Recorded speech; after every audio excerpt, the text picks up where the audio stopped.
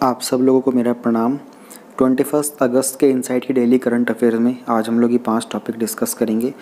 Prelim specific मैंने आप लोगों को बताया, ये सीरीज़ बहुत जल्दी स्टार्ट होने वाली है। बस जैसे ही विजन की मंथली कंपाइलेशन ख़त्म होती है इस बार की जुलाई वाली, उसके अगले ही दिन से ये वाली सीरीज़ स्टार्ट हो जाएगी। कुछ रिकॉर्डिंग्स मेरे पास ऑलरेडी सेव्ड है, तो मैंने उनको वैसे पब्लिश भी कर दिया है। बस पब्लिश नहीं किया, अपलोड करके स्केड्यूल कर दिया है। तो जैसे ही वो डेट फिनिश होगी मैं उनको अकॉर्डिंगली स्केड्यूल कर दूँगा। ठीक है, टॉपिक स्टार्ट करने से पहले मैं आप लोगों को एक बात बता देता हूँ। अगर आप लोगों को कोई भी डाउट आता है, जो भी चीज़ें हम लोग इसमें पढ़ रहे होते हैं, तो आप कमेंट सेक्शन में पूछ सकते हो मुझसे। मैं नेक्स्ट जो वीडियो आएगी उसके लास्ट में आपका डाउट क्लियर कर दूंगा और मैं आपके कमेंट में नीचे रिप्लाई करके बता दूंगा कि किस वीडियो में आपका डाउट मैंने क्लियर किया है। ठीक है, 20 अगस्त का रिविज़न करते हैं, फिर आगे बढ़ेंगे। 20 अगस्त का हमारा 5 टॉपिक्स थे। पहला टॉपिक था कि उड़ीसा ने एक 11th सेंचुरी के लिंगराज टेम्पल, जो कि लॉर्ड शिवा का टेम्पल है, उसको रीडेवलप करने की बात की है। 350 ईयर पहले जो उसका स्ट्रक्चरल स्टेटस था उसी को रिवाइव करना चाहते हैं, ताकि वहाँ की स्पिरिचुअल और इकोलॉजिकल एम्बियंस को दोबारा से क्रिएट किया जा सके। लॉर्ड शिवा को डेडिकेटेड है। सोम वंश के राजा जजति केशरी ने इसे बनाया था। रेड स्टोन में बनाया हुआ है, कलिंग स्टाइल में बनाया हुआ है, बिंदु सागर लेक के नॉर्थ में है। और गंगा रूलर्स ने भी इसके अंदर कुछ एडिशंस किए थे, जो कि गंगा रूलर्स ने ही 12th सेंचुरी के अंदर जगन्नाथपुरी को बनाया था। उन्होंने ही यहाँ पर इमेज लगाई है टेम्पल के अंदर लॉर्ड विष्णु की। देवला स्टाइल के अंदर है ये, कलिंग आर्किटेक्चर के अंदर। मैंने आप लोगों को यहाँ पे नागर और द्रविड़ स्टाइल में डिफरेंस बताया था। जब भी कोई टेम्पल का क्वेश्चन आता है तो ये डिफरेंस हम लोग हर बार डिस्कस करते हैं, तो बहुत हद तक आप लोगों को याद हो जाना चाहिए। बेसिक डिफरेंस समझ लो, नागर जो होता है वो नॉर्थ साइड में होता है, द्राविड़ जो होता है वो साउथ इंडिया में होता है। क्यूरेटिव पिटीशन क्या होती है, और जो भी सुप्रीम कोर्ट ने प्रशांत भूषण के अगेंस्ट जो चार्ज लगाया था क्रिमिनल कंटेम्प्ट का, और उसी के रिगार्डिंग उन्होंने कहा है कि वो क्यूरेटिव पिटीशन फाइल करेंगे। क्यूरेटिव पिटीशन मैंने आपको बताया था कि रिव्यू पिटीशन के बाद की जाती हैगी। ठीक है, आर्टिकल 137 के अंदर ये कॉन्सेप्ट आता है। और प्रोसीजर क्या होता है आपकी क्यूरेटिव पिटीशन फाइल करने के लिए, अगर आपकी रिव्यू प्ली जो है वो डिसमिस हो जाती हैगी, प्लस में ये चेक करना होता है कि इसको एंटरटेन तभी किया जाएगा जब भी आपके किसी नेचुरल जस्टिस के प्रिंसिपल को वायलेट करेगी। ठीक है, प्लस में बहुत रेयर होती है, रेगुलर नहीं होती हैगी। और इसके लिए जो जिस जजेस ने आपका प्रीवियस जो डिसीजन दिया था ना, उन जजेस का बेंच इसको इसको एंटरटेन नहीं करता। एक नए सीनियर जजेस का बेंच बना रहता है, 3 जजेस का, वो इसको एंटरटेन करते हैं। उनको लगता है कि बहुत वायबल है, इसको डिस्कस किया जाना चाहिए, तभी वो उसी सेम बेंच के पास दोबारा फॉरवर्ड की जाती है। Domicile based job quota, domicile का मतलब रेजिडेंस बेस्ड। मध्य प्रदेश की गवर्नमेंट ने रिसेंटली डिसाइड किया था कि वो सारी गवर्नमेंट की जॉब्स अपने स्टेट के लोगों के लिए रिजर्व करना चाहते हैं, लेकिन कहीं ना कहीं यहाँ पर सवाल उठते हैं फंडामेंटल राइट टू इक्वालिटी को लेकर। रिजर्वेशन सोलरली प्लेस ऑफ बर्थ के ऊपर देना एक अनकॉन्स्टिट्यूशनल चीज़ हो सकती है। कॉन्स्टिट्यूशन ने ये बोला है कि आर्टिकल 16 में क्या होता है कि हर एक को इक्वल ट्रीटमेंट मिलेगा। ठीक है, और 16 के क्लॉज 2 में ये होता है कि किसी भी इंसान को प्लेस ऑफ बर्थ के बेसिस के ऊपर इनएलिजिबल नहीं किया जाएगा किसी भी काम के लिए। यानी कि अगर आप गुजरात के रहने वाले हो और आप मध्य प्रदेश में जाओगे तो आर्टिकल 16 की क्लॉज 2 के मुताबिक आपको उस जॉब के लिए इनएलिजिबल नहीं बताया जा सकता। लेकिन एक प्रोविज़न आर्टिकल 16 के 3 में भी है, जहाँ पर एक्सेप्शन होती है कि आप लोगों को किसी पर्टिकुलर सोसाइटी के वेलफेयर के लिए उनको अपलिफ्ट करने के लिए आप उनको कोटा दे सकते हो। लेकिन ये पावर भी स्टेट के पास नहीं होती है, पार्लियामेंट के पास होती है पावर। ठीक है, और फिर हम लोगों ने बात की थी कि सुप्रीम कोर्ट ने इसमें क्या कुछ कहा है। तो doctor Pradeep Jain versus union of India case discuss किया था। ये 3-4 केसेस हैं। एक्चुअली सारे केसेस आपको याद करने की ज़रूरत नहीं है एग्ज़ाम के लिए, लेकिन अगर जैसे रिजर्वेशन के बेस के ऊपर आप कुछ एक 3-4 केसेस जो मेजर है वो याद करके जाना। बेसिक स्ट्रक्चर कौन से केस ने बताया था, ठीक है, केशवानंद भारती वगैरह, ऐसे कुछ एक मेजर केसेस है जिनके बारे में आपको पॉलिटी पढ़ते तक समझ में आ जाएगा, उनको ज़रूर पढ़ के चले जाना। तो स्पेशल प्रोटेक्शंस अंडर आर्टिकल 371 के रिगार्डिंग हम लोगों ने बात की थी। कुछ केसेस के अंदर कुछ स्टेट्स के अंदर पर्टिकुलर प्रोविज़न दिए हुए हैं, आंध्र प्रदेश में, उत्तराखंड के अंदर स्पेसिफिकली जॉब्स को लेकर। महाराष्ट्र वेस्ट बंगाल की बात करें तो यहाँ लैंग्वेज टेस्ट को लेकर एक थोड़ा सा रिजर्वेशन वाली चीज़ आती है। नेशनल रिक्रूटमेंट एजेंसी को फाइनल नोड मिल चुका है गवर्नमेंट जॉब्स के लिए। ये लोग 3 एजेंसी यानी कि एसएससी, आरआरबी और आईबीपीएस, जहाँ पर बैंकिंग के और सेंट्रल गवर्नमेंट के जो एग्ज़ाम्स होते हैं ग्रेड बी और सी लेवल के, उनका सिर्फ प्री लेवल करवाने के लिए इस एजेंसी को बनाया गया है। ठीक है, और आपका प्री लेवल ये कराएंगे, बाकी जो मेंस लेवल होगा आपकी रेस्पेक्टिव एजेंसीज कंडक्ट करवाएंगी। इसका जो रिकॉर्ड होगा, जो रिज़ल्ट आएगा वो 3 साल के लिए वैलिड होगा। साल में 2 बार ये एग्ज़ाम होगा। आपके डिस्ट्रिक्ट के अंदर ये एक एग्जामिनेशन सेंटर बनेगा जहाँ पर आप जाके एग्ज़ाम दे सकते हो।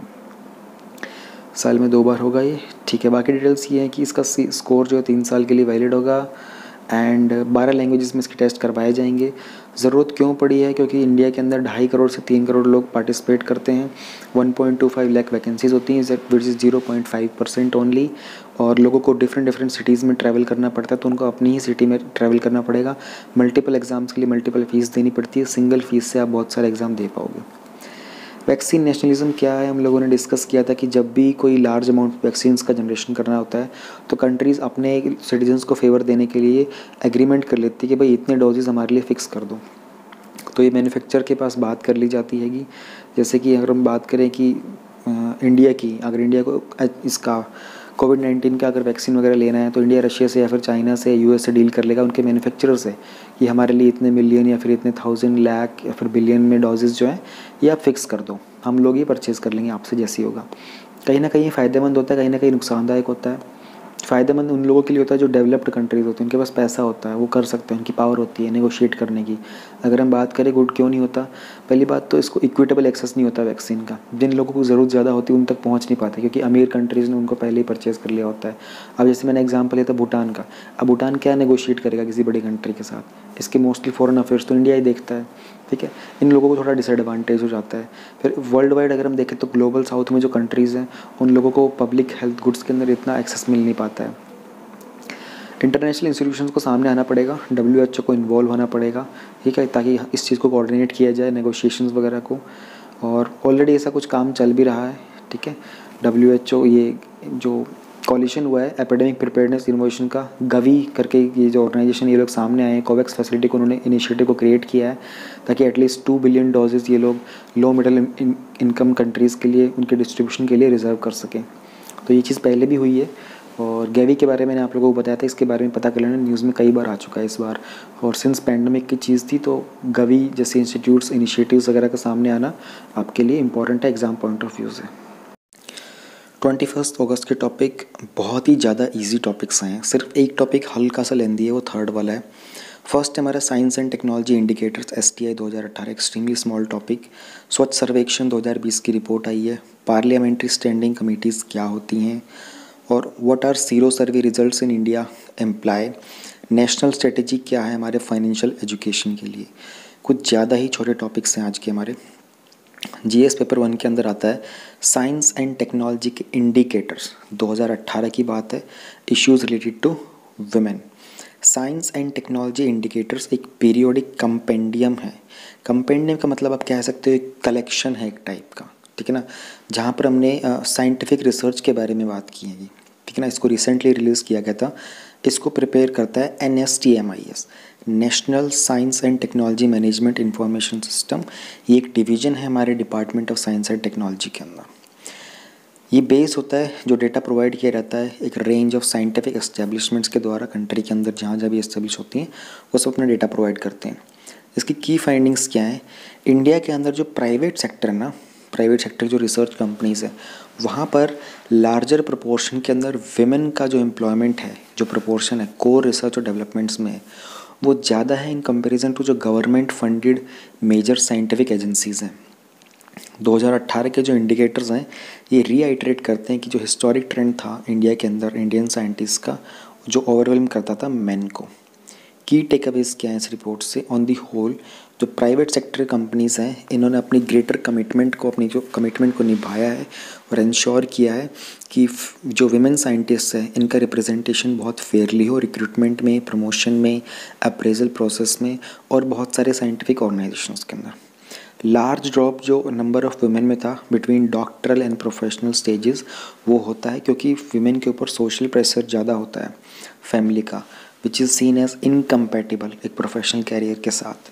पेट्रियार्कल एटीट्यूड्स बहुत होता है हमारे हायरिंग प्रैक्टिस के अंदर। सो बहुत सारी जो विमेन होती है उनको डिस्क्रिमिनेशन फेस करना पड़ता है बहुत सारे स्टेजेस के ऊपर, जहाँ पर एडमिनिस्ट्रेटर डिसाइड करते हैं कि women should be opting for family over a career. STI क्या होता है, प्रिपेयर कौन करता है और की फाइंडिंग्स, ऑल डन। अब देखो इस टॉपिक के ऊपर मेंस का क्वेश्चन बनना is not a good thing ना। ये बहुत छोटा टॉपिक है, STI के ऊपर नहीं बन सकता, विमेन के किसी और चीज़ के ऊपर बन सकता है। ठीक है, समझने की कोशिश करो। सोशल प्रेशर ऑन वुमेन के ऊपर करके सोसाइटी का एक टॉपिक बन सकता है, उसमें आप STI के इंडिकेटर इंक्लूज ऐड कर सकते हो, ये वाला टॉपिक के ना। पेट्रियार्कल एटीट्यूड का एक टॉपिक अपना आप अलग बन सकता है, लेकिन STI के ऊपर मेंस का क्वेश्चन बनना, आप खुद सोच के देखो, जो लोग प्रीवियस ईयर के क्वेश्चन प्रैक्टिस कर रहे हैं ना, उनको इतनी समझ आ जाती है कि इस STI के ऊपर नहीं बन सकता। हाँ, STI को यूज़ कर सकते हो आप दूसरे किसी विमेन वाले क्वेश्चन के अंदर, एसए के अंदर एंड ऑल। इसी सेक्शन का हमारा दूसरा टॉपिक है स्वच्छ सर्वेक्षण 2020 की report, population and associated issues, poverty, development issues, urbanization, their problems and their remedies में। स्वच्छ सर्वेक्षण 2020 की रिपोर्ट रिसेंटली रिलीज़ की थी urban housing and urban affair ministry के द्वारा। 4242 सिटीज़ को कवर किया था, 62 कैंटनमेंट बोर्ड्स को, 92 गंगा टाउन्स को, और 28 डेज़ में सर्वे किया गया था। इस साल मिनिस्ट्री ने जो रैंकिंग रिलीज़ की हैं, उनकी कैटेगराइजेशन है वो सिटी की पॉपुलेशन के ऊपर हुई है, ठीक है ना, इंस्टेड ऑफ ओवरऑल रैंकिंग्स के। तो परफॉर्मेंस की अगर हम बात करते हैं वेरियस सिटीज़ की, ओवरऑल के अंदर हम देखें अगर कैटेगरी के अंदर, तो इंदौर की जो रैंकिंग है वो टॉप पे है, फिर सूरत है, और फिर नवी मुंबई, यानी कि क्लीनलीनेस के मामले में छत्तीसगढ़ ने टॉप किया है। क्लीनेस्ट स्टेट कैटेगरी है, states with more than 100 urban local bodies. और अर्बन लोकल बॉडीज़ के मामले में अगर हम बात करें कि लेस देन अर्बन, तो आप अर्बन, तो फिर वहाँ उसी का पड़ोसी छत्तीसगढ़ का झारखंड है, वो क्लीनेस्ट स्टेट हो गया है। अहमदाबाद क्लीनेस्ट मेगा सिटी हो गया है। New Delhi cleanest capital city हो गया है। छत्तीसगढ़ का अंबिकापुर जो है वो क्लीनेस्ट स्मॉलेस्ट सिटी हो गया है। बेंगलुरु ने जीता है best self sustainability award mega city category के अंदर। क्लीनेस्ट कंटेनमेंट की बात करते हैं, कंटोनमेंट की, मैं बार बार ये गलत प्रोनाउंस कर रहा हूँ, कंटोनमेंट होता है ये, कैंट भी बोल सकते हैं उसको ना, CANTT भी लिख सकते हैं उसको, शॉर्ट में कैंट लिखते हैं। क्लीनेस्ट कंटोनमेंट है जलंधर कैंट, पंजाब का। 9th में है क्लीनेस्ट टाउन, जो कि among the banks of the river Ganga, ये अच्छा लिखा ही नहीं यहाँ पे, ऑप्शन ही नहीं है। वेरी गुड, चलो आप लोग कोशिश करना सर्च करके यहाँ पे लिखने की, मैं तो सर्च नहीं कर रहा भाई ठीक है। 10 सिटीज़, क्योंकि इतने सारे ऑप्शन हैं, ये ना तो आप कहीं लिख सकते हो, याद करने में भी बहुत टफ हो जाएगा। ऑल्दो एग्ज़ाम के लिए प्रिपेयर करना है तो याद तो करना ही चाहिए, बट सच में बहुत टफ होगा इतने सारे नाम याद करना। यंग सिटीज़ की बात करें जहाँ पर पॉपुलेशन लेस देन 1 लाख है, तो महाराष्ट्र का करद है। मैक्सिमम सिटीज़न पार्टिसिपेशन है वो शाहजहाँपुर में है। 12th में हम बात करें तो क्लीनेस्ट मेगा सिटी जहाँ पर 40 लाख से ज़्यादा पॉपुलेशन है वो Ahmedabad Gujarat. Fastest moving city in terms of cleanliness Jodhpur में। Self sustainable city in terms of cleanliness more than 10 lakh population Gujarat का राजकोट। मैसूरू कर्नाटका का, उसकी रैंक आई है टॉप पे। जो मीडियम साइज सिटीज़ होते हैं, पॉपुलेशन इनकी रेंज होती है 3 लाख से 10 लाख तक। स्वच्छ सर्वेक्षण क्या चीज़ है? स्टार्ट हुआ था 2016 के अंदर प्राइम मिनिस्टर मोदी के द्वारा। इसका जो पर्पज़ है कि स्वच्छ भारत अभियान के दौरान बहुत सारी सिटीज़ की जो परफॉर्मेंस होती है उसको मॉनिटर करना। जो कि स्वच्छ भारत अभियान जो लॉन्च हुआ था वो हुआ था 2014 में 2 अक्टूबर को, जो 150th बर्थ एनिवर्सरी थी महात्मा गांधी जी की। इसका एम है एक स्पिरिट इनकलकेट करना लोगों के अंदर, एक हेल्दी कंपटीशन की स्पिरिट अमंग सिटीज़, कि इंडिया की क्लीनेस्ट सिटीज़ बन के दिखाएंगे वो। सर्वे को कंडक्ट कौन करता है? Quality council of India conduct करता है, ठीक है। क्वालिटी काउंसिल ऑफ इंडिया क्या है? एक ऑटोनमस एक्रेडिटेशन बॉडी है गवर्नमेंट ऑफ इंडिया के अंदर, 1997 में सेटअप किया गया था क्वालिटी एश्योरेंस के लिए सभी फील्ड के अंदर, इवन गवर्नेंस की क्वालिटी को भी एश्योर करने के लिए इसे सेटअप किया गया था। स्वच्छ सर्वेक्षण, टॉप परफॉर्मर, स्वच्छ भारत अभियान और क्वालिटी काउंसिल ऑफ इंडिया, सब done. GS paper 2, parliamentary standing committees, parliament और state legislature, structure, functioning, conduct of business, power, privilege, issues arising out of these. Primarily recently आप लोगों को पता होगा बीजेपी का फेसबुक के साथ कुछ चल रहा है कि भाई ये लोग रूलिंग पार्टीज़ की जो हेट स्पीचेस होती हैं इन सबको हटाएंगे नहीं, तो उसी के दौरान इन लोगों को समन किया था फेसबुक को 2 सितंबर को। एक पार्लियामेंट की स्टैंडिंग कमेटी है इंफॉर्मेशन टेक्नोलॉजी, उसने समन किया है। समन करने का मतलब होता है ऑफिशियल नोटिस भेजकर बुलाना। पार्लियामेंट्री कमेटी क्या होती है? ये डेफिनेशन बहुत ही पॉपुलर डेफिनेशन है मेंस में आंसर राइटिंग के लिए, क्योंकि लोकसभा की वेबसाइट के ऊपर मेंशन है। और पार्लियामेंट्री स्टैंडिंग कमेटी के ऊपर क्वेश्चन बनना तो बहुत ही ज़्यादा हाई पॉसिबिलिटी होती है। ठीक है। उन्होंने डिस्क्राइब किया है कि parliamentary committee is a committee जिसको अपॉइंट किया जाता है और इलेक्ट किया जाता है हाउस के द्वारा, और या फिर नॉमिनेट करते हैं स्पीकर, जो काम करती है स्पीकर के डायरेक्शन के ऊपर ही, ठीक है ना, और प्रेजेंट करती है अपनी रिपोर्ट हाउस को या स्पीकर को या और सेक्रेटेरिएट को। डिफरेंट टाइप की कमिटीज़ होती हैं। एक तो होती है स्टैंडिंग कमेटी। स्टैंडिंग कमेटी का मतलब होता है कि अनइंटरप्टेडली फिक्स रहेगी। एक बार फिक्स कर दिया तो मतलब ये कमेटी की पोजीशन कभी चेंज नहीं होगी, मेंबर अपडेट होते रहेंगे हर 1 साल बाद, क्योंकि इनका जो पीरियड होता है ना कमेटी का वो 1 साल का होता है। 1 साल बाद मेंबर्स चेंज हो जाते हैं। दूसरी होती है एडहॉक टाइप की कमेटीज़, ठीक है। स्टैंडिंग होती है और एडहॉक। एडहॉक का मतलब होता है कि स्पेसिफिक पर्पस के लिए बनाया, जब वो पर्पस फुलफिल हो गया तो वो कमेटी डिसॉल्व कर दी गई। स्टैंडिंग में ऐसा नहीं होता। स्टैंडिंग में पता है कि इस पर्पस के लिए बन चुकी है, लेकिन इस पर्पस का दोबारा काम पड़ेगा तो उसको बनी रहने दो। एडहॉक में ऐसा नहीं होता कि कोई पर्टिकुलर बिल आ गया, अभी के लिए ये बिल आया है तो इसके लिए एडहॉक कमेटी बनाओ, बिल के ऊपर इन्होंने अपनी रिपोर्ट सबमिट कर दी, ठीक है, कमेटी को रिजॉल्व कर दो। स्टैंडिंग के अंदर ही फर्दर हम लोग डिवाइड करते हैं इसको फाइनेंशियल कमिटीज़ में और departmentally related standing committee DRSC में। फाइनेंशियल जो कमिटीज़ होती हैं ये पर्टिकुलरली ज़्यादा पावरफुल होती हैं। फाइनेंस के मैटर यहाँ पे देखे जाते हैं। इंडिया के अंदर जो 3 फाइनेंशियल कमिटीज़ हैं वो हैं public accounts committee, estimates committee और committee on public undertakings. Public accounts committee के जो चेयरमैन होते हैं वो लोकसभा के स्पीकर ही होते हैं, ठीक है, काफ़ी पावरफुल होती हैं ये। और इसके बाद आती है हमारे पास सेलेक्ट कमेटीज़, ठीक है। एक तो स्टैंडिंग कमेटीज़ हो गई, ठीक है, और एक होती है सेलेक्ट कमेटीज़। सेलेक्ट कमेटीज़ को हम लोग एक स्पेसिफिक पर्पस के लिए बनाते हैं, ठीक है, पर्टिकुलर बिल के लिए। एक बार बिल डिस्पोज हो जाता है तो select committees cease to exist. Composition की बात करें डिपार्टमेंटली रिलेटेड DRSC की, तो 13th लोकसभा तक हर एक DRSC की जो कमेटी थी उसमें 45 मेंबर्स हुआ करते थे। 30 नॉमिनेटेड होते थे लोकसभा से, 15 आते थे राज्यसभा से। हाउएवर 2004 में इनका जो स्ट्रक्चर था उसको चेंज कर दिया गया। अब DRSC के अंदर 31 मेंबर्स होते हैं, 21 लोकसभा से आते हैं, 10 राज्यसभा से। और लोकसभा के अंदर स्पीकर नॉमिनेट करते हैं, राज्यसभा में वहाँ के चेयरमैन नॉमिनेट करते हैं रिस्पेक्टिवली। इनको मैक्सिमम 1 साल के पीरियड के लिए नॉमिनेट किया जाता है कमेटीज़ को, और हर साल इनको रिकॉन्स्टिट्यूट कर दिया जाता है। फाइनेंशियल कमेटीज़ के जो कॉम्पोजिशन है वो क्या होता है, एक एस्टिमेट्स कमेटी होती है, इसमें 30 मेंबर्स होते हैं, सारे के सारे लोकसभा से होते हैं, ठीक है। पब्लिक अकाउंट्स कमेटी और जो कमेटी होती है पब्लिक अंडरटेकिंग्स की, इनमें 22 मेंबर होते हैं, 15 लोकसभा से आते हैं, 7 आते हैं राज्यसभा से। पावर इनको कहाँ से मिलती है, पार्लियामेंट्री कमेटीज़ की जो पावर आती है, अथॉरिटी आती है, वो होती है आर्टिकल 105 से, ठीक है, और आर्टिकल 118 से, कि किस तरीके से पार्लियामेंट रूल बनाएगा इनके प्रोसीजर के लिए और कंडक्ट ऑफ बिजनेस के लिए। सिग्निफिकेंस की बात करें तो कमेटी की जो रिपोर्ट्स होती हैं यूजुअली बहुत एग्जॉस्टिव होती हैं और बहुत ही ऑथेंटिक इन्फॉर्मेशन प्रोवाइड करती हैं, जो भी मैटर रिलेटेड होता है हमारे गवर्नेंस का। बिल्स को फिर रेफ़र करती रहते हैं कमेटीज़ को और रिटर्न करती रहता है हाउस को अपनी सिग्निफिकेंट वैल्यू एडिशन करने के बाद। हालांकि पार्लियामेंट के ऊपर कोई बाउंडेशन नहीं है कि कमेटीज़ की रिकमेंडेशन को उन्हें एक्सेप्ट करना ही है या नहीं करना है। डिफरेंस बिटवीन पार्लियामेंट्री कमेटी और कैबिनेट कमेटीज़। पार्लियामेंट्री कमेटीज़ हम लोगों ने देख लिया। कैबिनेट कमेटीज़ में क्या होता है कि कैबिनेट का इंचार्ज कौन होता है, प्राइम मिनिस्टर होता है। तो ये वाली जो कमेटीज़ होती हैं ये प्राइम मिनिस्टर बनाते हैं जब भी कोई पर्टिकुलर रिक्वायरमेंट होती है। 3 से 8 मेंबर्स हो सकते हैं। इनके जो मेंबर्स होते हैं जनरली या तो मिनिस्टर ऑफ स्टेट्स होते हैं या फिर जो डिप्टी मिनिस्टर्स होते हैं, ठीक है, और किसी भी स्पेसिफिक पर्पज़ के लिए बनाया और उसको फिर डिसॉल्व कर लिया। इनकी चेयरमैनशिप ऑब्वियसली बात है प्राइम मिनिस्टर के पास ही जाती है। स्टैंडर्ड और सेलेक्ट और फाइनेंस तो हो ही गया था। चेयरपर्सन को कौन अपॉइंट करता है, मेंबर ऑफ दिस कमिटीज़ को लोकसभा के, मतलब अगर वो लोकसभा की साइड से लोकसभा के स्पीकर होते हैं वो अपॉइंट करते हैं। कमिटीज़ जो एक्सक्लूसिवली लोकसभा के लिए होती हैं और कमिटीज़ जहाँ पर स्पीकर चेयरपर्सन होते हैं, ये तो मैंने आपको बता ही दिया था, जैसे पब्लिक अकाउंट कमेटी हो गया, ठीक है। वो कमिटीज़ जो एक्सक्लूसिवली लोकसभा के लिए होती हैं, देखो टोटल 15 कमिटीज़ होती हैं ऐसी कुछ, ठीक है, जो एक्सक्लूसिवली होती हैं। मैं आपको एक बार इनके सबके नाम।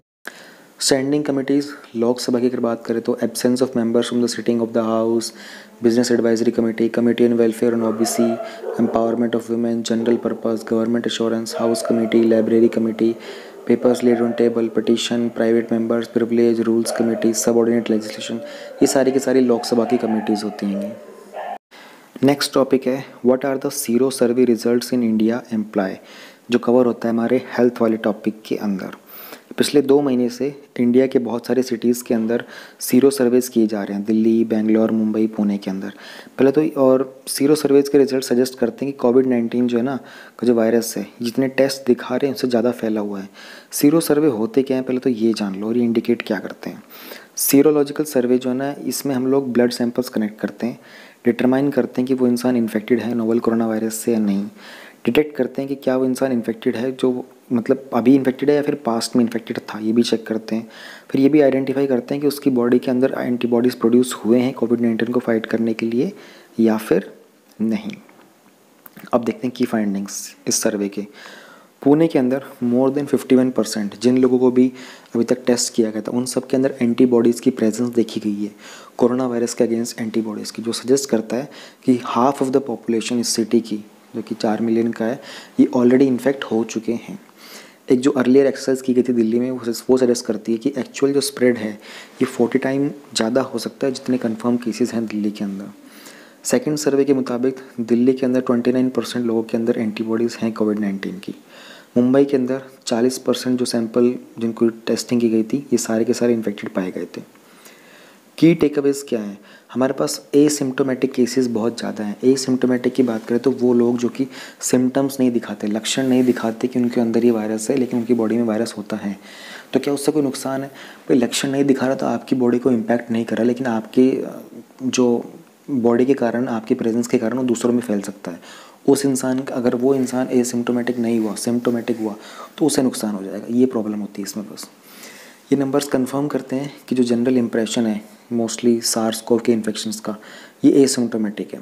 ठीक है, ऑफ कोर्स जो वायरस है ये स्प्रेड होता है एसिम्टोमेटिक से इन्फेक्टेड पीपल को, लेकिन with in families. Inadequate tests की बात करें, एक जो कैपेसिटी है हमारी टेस्ट करने की, just few hundred samples at the start of the outbreak March के अंदर। स्टार्टिंग में लोग सिर्फ कुछ बहुत ही कम सैंपल्स, क्योंकि हमारे पास स्टार्टिंग में एक लैब थी पुणे में सबसे पहले, अब तो हमारे पास 1000 से ऊपर लैब्स हो चुकी हैं टेस्टिंग की। ठीक है, तो टेस्ट जो आउटब्रेक था उस टाइम पे तो हम एक दिन में सिर्फ 100 के आसपास टेस्ट कर पा रहे थे। ठीक है, आज की डेट में हम लोग बात करें तो हम लोग लाखों में टेस्ट कर रहे हैं। ठीक है ना, बहुत मैसिव अपग्रेड किया हम लोगों ने अपने टेस्टिंग के इंफ्रास्ट्रक्चर के अंदर। एंड फिर भी हमारे जो सीरोलॉजिकल टेस्ट के सर्वे ये दिखा रहे हैं कि अभी भी मेजॉरिटी ऑफ जो पीपल है वो इन्फेक्टेड हैं, वो भी मिस किए जा रहे हैं। Is it leading to herd immunity? Scientist ने वार्निंग दी है कि ऐसा कुछ इंटरप्रिटेशन ना करें इन रिजल्ट्स का, क्योंकि जो इंडिकेशन है ये परसेंटेज पॉपुलेशन को दिखा रही है जो इम्यून हो चुके हैं डिजीज़ को। ठीक है ना, सीरोलॉजिकल सर्वेज को डिज़ाइन हम लोगों ने इसलिए नहीं किया कि वो किस तरीके से न्यूट्रलाइजिंग को डिटेक्ट करें, जो कि प्रोटेक्टिव एंटीबॉडीज़ होती हैं ह्यूमन बॉडीज़ में। वो ये कहना चाह रहे हैं कि जो भी एंटीबॉडीज़ होती हैं वो सारी की सारी प्रोटेक्टिव नहीं होती हैं, सिर्फ जो न्यूट्रलाइजिंग एंटीबॉडीज़ होती हैं ना, जो कि इंसान को इम्यून बना सकती हैं, वही प्रोटेक्टिव होती हैं। बिसाइड्स साइंटिस्ट को अभी तक ये नहीं पता कि जो लेवल ऑफ इन्फेक्शन है पॉपुलेशन का, वो at which herd immunity would start to play a role, कि क्या इसका कोई रोल प्ले होगा इसको कंटेन करने में या नहीं। नीड ऑफ द आवर क्या किया जा सकता है? Adequate testing. ठीक है ना, ये बहुत क्रूशियल है इस तरह की स्ट्रेटजीज़ के टाइम पर, और ये ओनली मेथड है ताकि हम आइडेंटिफाई करें, आइसोलेट करें इन्फेक्टेड लोगों को और उनके क्लोज कॉन्टैक्ट्स को। जितने ज़्यादा टेस्ट करेंगे उतना ज़्यादा चांस है इन्फेक्टेड लोगों को डिटेक्ट करने का। ठीक है, इवन वो भी जो एसिम्टोमेटिक हैं। टाइमली आइसोलेशन की अगर किया जाएगा इन लोगों का तो ट्रांसमिशन को रोका जा सकता है। हायर नंबर ऑफ टेस्ट इसलिए बहुत ज़रूरी है, ठीक है, ताकि इस तरह के डिजीज़ के स्प्रेड को रोका जा सके। सीरोलॉजिकल सर्वे क्या होता है ये तो मैंने आपको दिखाई दिया था, इसमें कोई प्रीलिम्स का क्वेश्चन नहीं आया है। जीएस पेपर 3 इंडियन इकॉनमी और उसके issues relating to planning, mobilization of resources, growth, development, employment. National strategy क्या है फाइनेंशियल एजुकेशन 2020-25 की? इससे पहले भी एक स्ट्रेटजी आई थी 2013 के अंदर। ठीक है, ये सेकंड टाइम NSFE हमारा लॉन्च किया जा रहा है। रिज़र्व बैंक ऑफ लॉन्च कर रहा हूँ, रिलीज़ किया जा रहा है। रिज़र्व बैंक ऑफ इंडिया ने रिलीज़ किया है एक नेशनल स्ट्रेटजी फाइनेंशियल एजुकेशन को, यानी कि फाइनेंस के रिगार्डिंग जो एजुकेशन होनी चाहिए, लोगों में अवेयरनेस, फाइनेंस मैटर कैसे काम करते हैं कंट्री के अंदर, उसके प्रति एक स्ट्रेटजी है कि इंडिया में हम लोग कैसे लोगों को अवेयर करें फाइनेंस नॉलेज के प्रति। ठीक है, multi stakeholder led approach का एम है इंडिया को एम्पावर्ड करना, फाइनेंशियली अवेयर करना इंडिया को। सेकंड है, पहले 2013 में आई थी, मैं आपको बता चुका हूँ। बेसिक ऑब्जेक्टिव हम लोगों ने देख लिया है। ठीक है, इसमें बहुत सारे लाइफ स्टेजेस के ऊपर बहुत सारे रिस्क होते हैं। रेलेवेंट और suitable insurance cover, besides planning of old age और retirement through coverage of suitable pension products वगैरह, इन सब के प्रति लोगों को अवेयर करवाना। प्रिपेयर कौन करता है स्ट्रेटजी को? NSFE को पुट फॉरवर्ड किया जाता है, national centre for finance education, NCFE के द्वारा कंसल्टेशन करता है ये 4 मेजर फाइनेंशियल सेक्टर रेगुलेटर्स के साथ, जो कि हैं RBI, SEBI, IRDAI और PFRDA, pension fund regulatory development authority. बाकी अदर भी कुछ रेलिवेंट स्टेक होल्डर हिस्सेदार हैं जो इसमें पार्टिसिपेट करते हैं, अपनी सजेशन देते हैं। इन स्ट्रेटजी के की रिकमेंडेशन क्या है, उन्होंने कहा कि 5C अप्रोच को यूज़ करो, ठीक है, फाइनेंशियल वेलबींग के लिए इंडियंस का। Content, capacity, community, communication, collaboration, बहुत ही अच्छी चीज़ है, इकोनॉमी में काम आएगा ये वाली अप्रोच आपको। ये सजेस्ट किया गया है कि जो फाइनेंशियल लिटरेसी का कंटेंट है स्कूल चिल्ड्रन के लिए, ठीक है, टीचर, यंग वगैरह के लिए, ये सब इंक्लूड किया जाए करिकुलर के अंदर, सीनियर सिटीजन्स के लिए, डिसेबल लोगों के लिए, इलिटरेट पीपल के लिए। कैपेसिटी डेवलपमेंट की बात की है बहुत सारे इंटरमीडिएट्स के अंदर, ठीक है ना, जिनको हम लोग फाइनेंशियल लिटरेसी प्रोवाइड करने के लिए इन्वॉल्व कर सकते हैं। एक कोड ऑफ कंडक्ट क्रिएट किया जाए एजुकेशन प्रोवाइडर्स के लिए कि वो लोग कैसे सिखाएंगे इन सब चीज़ों को। कम्युनिटी लेड अप्रोचेस होने चाहिए, ये सब इवॉल्व किए जाने चाहिए फाइनेंशियल लिटरेसी को डिसेमिनेट करने के लिए एक सस्टेनेबल मैनर के अंदर।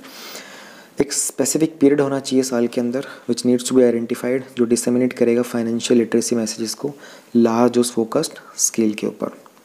We should integrate financial education content school curriculum के अंदर, ठीक है, बहुत सारे एजुकेशनल के ग्रेजुएशन प्रोग्राम्स में भी कर सकते हैं।